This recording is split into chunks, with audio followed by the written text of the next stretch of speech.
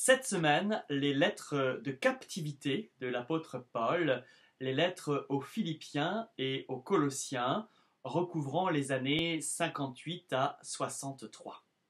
Commençons par la lettre aux Philippiens.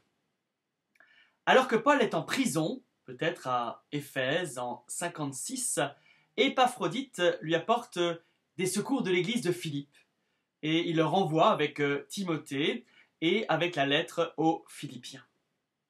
Pour inviter les Philippiens à pratiquer l'humilité, à l'exemple de Jésus, Paul cite une hymne liturgique, au chapitre 2, les versets 6 à 11, une hymne liturgique peut-être antérieure à la lettre et empruntée à la liturgie ancienne du baptême ou de l'Eucharistie.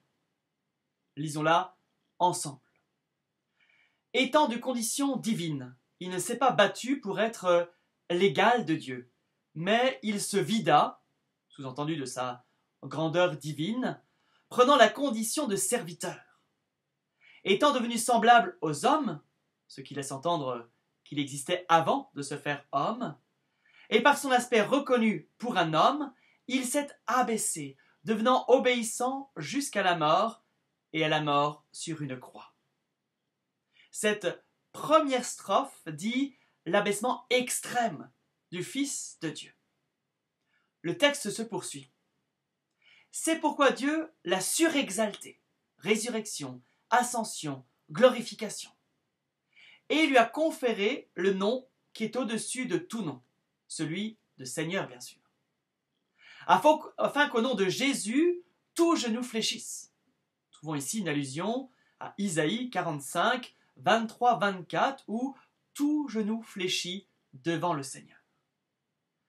Tout genou fléchisse dans les cieux, sur la terre et sous la terre, et que toute langue confesse que le Seigneur, ce qui est le titre de Yahvé dans l'Ancien Testament, c'est Jésus-Christ, à la gloire de Dieu le Père.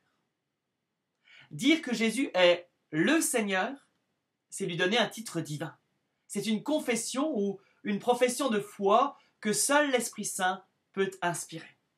Nous trouvons cela déjà dans Romains 10, verset 9. Si dans ta bouche tu confesses que Jésus-Christ est Seigneur, tu seras sauvé. Et dans 1 Corinthiens 12, 3, nul ne peut dire Jésus est Seigneur si ce n'est par l'Esprit Saint. Voilà pour une introduction, une invitation à la lecture de la lettre aux Philippiens. Passons maintenant à la lettre aux Colossiens. Colosse est à 200 km à l'est d'Éphèse. Paul n'a jamais visité cette église fondée pendant son séjour à Éphèse par Épaphras, qui a fondé également les églises de Hiérapolis et de Laodicée. Paul demande qu'on lise à Colosse sa lettre aux Laodicéens et qu'on leur envoie celle-ci, ce qui est l'origine de la collection des lettres. Paul est confronté aux premiers gnostiques, à leur vision, à leur théorie philosophico-religieuse délirante sur les forces cosmiques, ce qui l'oblige à préciser la place du Christ dans l'univers créé. Ce qu'il fait dans une hymne, trouvons ça au chapitre 1, les versets 15 à 20, qui ne comporte qu'une seule phrase très longue, et le sujet de tous les verbes étant le Fils bien-aimé. Commençons par la première strophe. Le Fils comme principe et raison d'être de la création, les versets 15 à 17. Il est l'image du Dieu invisible. Le Christ n'est pas simplement à l'image de Dieu, comme il était dit de l'homme dans le livre de la Genèse au chapitre 1, 26. Il est l'image de Dieu. Le texte se poursuit. Il est le premier-né de toute créature. Et donc, il existait avant la création du monde. Car en lui, tout a été créé. Dieu n'a rien créé sans lui et en dehors de lui. Les êtres corporels et spirituels, y compris les puissances angéliques, tout est créé par lui et pour lui. Lui aussi est créateur de l'univers avec le Père et il est le terme et la raison d'être de l'univers. Tout est créé pour lui.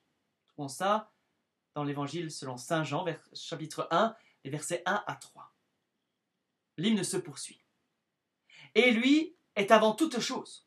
On peut traduire aussi au-dessus de toute chose. En lui, tout est tenu ensemble. Ce pouvoir est attribué à Dieu dans le livre de la Sagesse, chapitre 1, verset 7. L'Esprit du Seigneur remplit la terre, lui qui tient ensemble toutes choses. Et la lettre aux Hébreux, chapitre 1, versets 2 et 3, dit que le Fils porte l'univers par la puissance de sa parole. Passons à la suite, à la deuxième strophe. Les versets 18 à 20, le Fils, tête de l'Église et sauveur du monde. Et il est aussi la tête du corps qui est l'Église. L'Église qui est le corps du Christ, elle ne fait qu'un avec lui, il en est la tête. Il est au-dessus de tout, dans l'Église comme dans l'univers.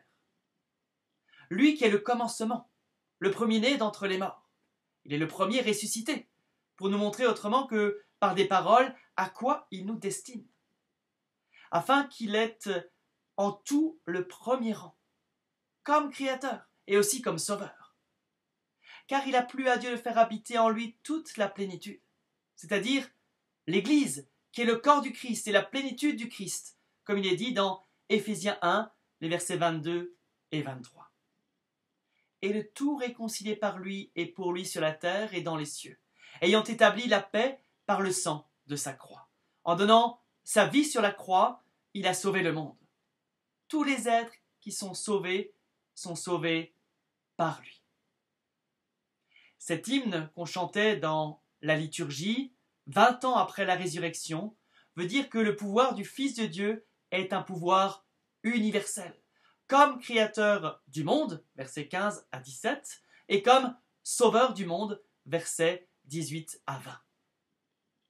Les gnostiques de Colosse étaient à l'affût de révélations ésotériques. Les gnostiques pensent que l'homme est sauvé par la gnose, c'est-à-dire la connaissance de révélations ésotériques réservées à des élus. Paul leur dévoile le mystère, autrefois caché et maintenant révélé aux chrétiens.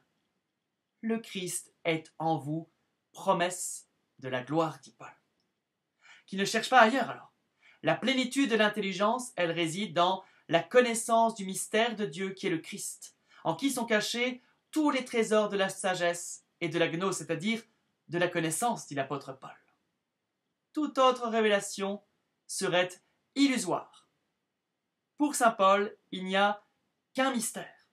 C'est le projet de Dieu éternel de nous unir et de nous incorporer au Christ. Belle rencontre, belle lecture de ces lettres de Paul, belle semaine.